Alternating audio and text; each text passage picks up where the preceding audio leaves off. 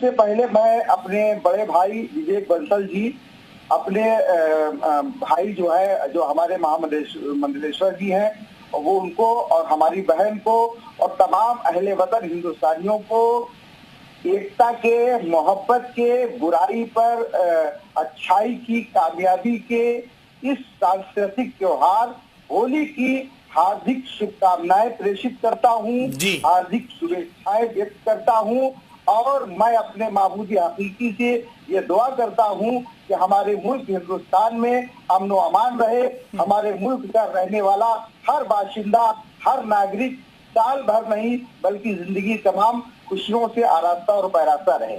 पहली बात तो ये। दूसरी बात ये है कि होली में का जो त्योहार है उसमें कुछ हिस्से तो मजहबी रस्म रसूमात के हैं, लेकिन बाकी जितना भी हिस्सा होली का त्योहार है, क्योंकि भारत एक कृषि प्रधान देश है और हमारी गौरवशाली संस्कृति है, हजारों हजार साल पुरानी हमारी संस्कृति है, ये हमारा सांस्कृतिक त्योहार है। इसके दो उद्देश्य है। पहला उद्देश्य जब होलिका दहन होती है तो उसका उद्देश्य ये है कि बुराई पर अच्छाई की जीत है, और दूसरा उद्देश्य जब हम रंग लगाते हैं एक दूसरे के तो उसका मकसद यही होता है कि हम सारे भेदभाव, सारी तफरीक भुलाकर दोनों लोग जो हैं वो एक ही रंग में रंग गए।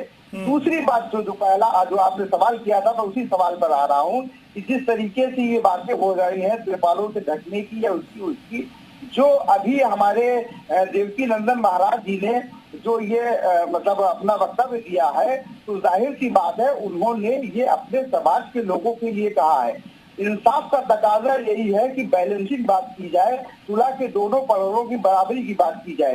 देखिए, मुस्लिम समाज में भी तमाम बातों पर मुस्लिम धर्म गुरु अपनी बात कहते हैं, मुसलमानों को खिताब करते हुए फतवे देते हैं, तो उसका कोई हिंदू व्यक्ति बुरा नहीं करता क्योंकि उनके धर्म का आंतरिक मसला है। अगर देवकी नंदन जी ने अपने धर्म के लोगों से ये बात कही है तो इसमें कोई बुराई की बात नहीं, उन्होंने अपने धर्म के लोगों को संबोधित किया है। सही बात, जहाँ तक त्रिपालों से ढकने वाली बात है तो ये एक प्रशासनिक फैसला है। प्रशासन का ये काम ही होता है कि किसी भी तरीके से अमन, चैन और सुकून बना रहे। पिछले कई सालों से या पिछले 10 सालों से, 20 सालों से, 25 सालों से जिस तरीके से दिलों में दूरियां आ गई हैं, पहले तो हम लोग जो है होली दिवाली मिलकर के मनाते थे।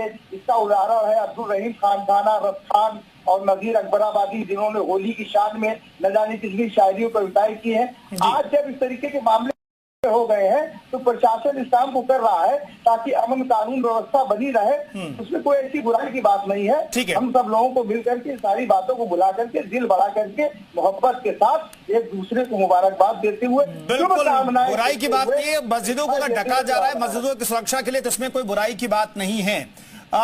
प्रेमानंद पुरी महाराज जी, आपको शुभकामनाएं। मैं बंसल साहब में आ रहा हूं, प्रेमानंद महाराज जी के पास, मैं उसके बाद में आ रहा हूं। बताइए। कौसर साहब ने कहा, कौसर जी ने कहा कि भाई शुभेच्छाएं और शुभकामनाएं होली की स्वीकार है ना? मैं उनको भी सेकंड देगा। मजीदी साहब को भी फ्रेम में रखिए प्लीज, पीसीआर।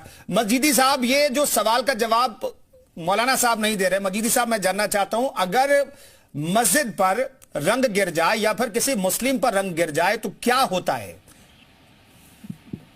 देखिए, बड़ा अहम सवाल है, बड़ा पेचीदा सवाल है। उस सवाल में से जो है सारी चीजों को उलझाया भी जा सकता है और सारी चीजों को सुलझाया भी जा सकता है। पेचीदा क्या है? एक सवाल है कि मस्जिद की जो पुताई होती है क्या वो पेंट से नहीं होती है, रंग से नहीं होती? वो तो मंदिरों की होती है, घरों की भी होती है। बिल्कुल, भावना की होती है। बात सिर्फ भावना की होती है। नहीं, वो पुताई तो मंदिरों की भी होती है, घरों की भी होती है। नहीं, बंसल साहब वही कह रहे हैं, मजीदी साहब वही कह रहे हैं, भाई रंग तो पड़ता है मस्जिदों पर, उसे दूसरे शब्द में पुताई की जाती है, वही बात कर रहे हैं। मजीदी साहब अपनी बात करें, बंसल साहब थोड़ा वक्त दीजिए। बोलिए। देखिए, ऐसा है ना कि ये सारी चीजें भावनाओं पर होती है।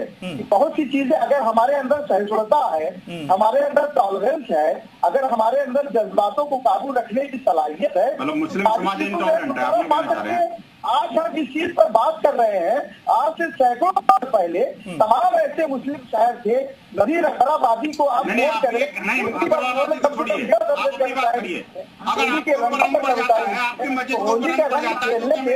अगर गैर मुस्लिम हो जाए, होली का रंग बजाने से उसका धर्म भ्रष्ट हो जाए, गलती से मेरा रंग नहीं मानता है, ये सारी चीजें बेकार की बात है, जिससे नफरत पैदा करने वाली बात लग जाए तो क्या मेरी जान ले लेंगे आप? ये इस्लाम कहता है क्या? बताइए ना। नहीं, ये बात कहाँ से आ गई? ये बात कहाँ से आ गई? ये तो चर्चा का विषय ही नहीं है ना। क्यों डक रहे हो बंसल जी, ये तो चर्चा का विषय ही घर के नहीं बाहर है। क्यों नहीं निकल रहे?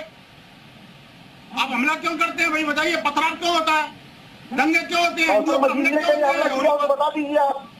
अरे हुए हैं, पिछली बार दर्जन में हमले हुए हैं। नाम बताऊं क्या? कौशल मजीद ने हमला किया मैं नाम था। बताता हूँ आपको, मैं नाम बताता कौशल मजीद ने हमला हूँ। किया था। अरे मुझे बताइए, मदनी साहब के लोगों ने किया।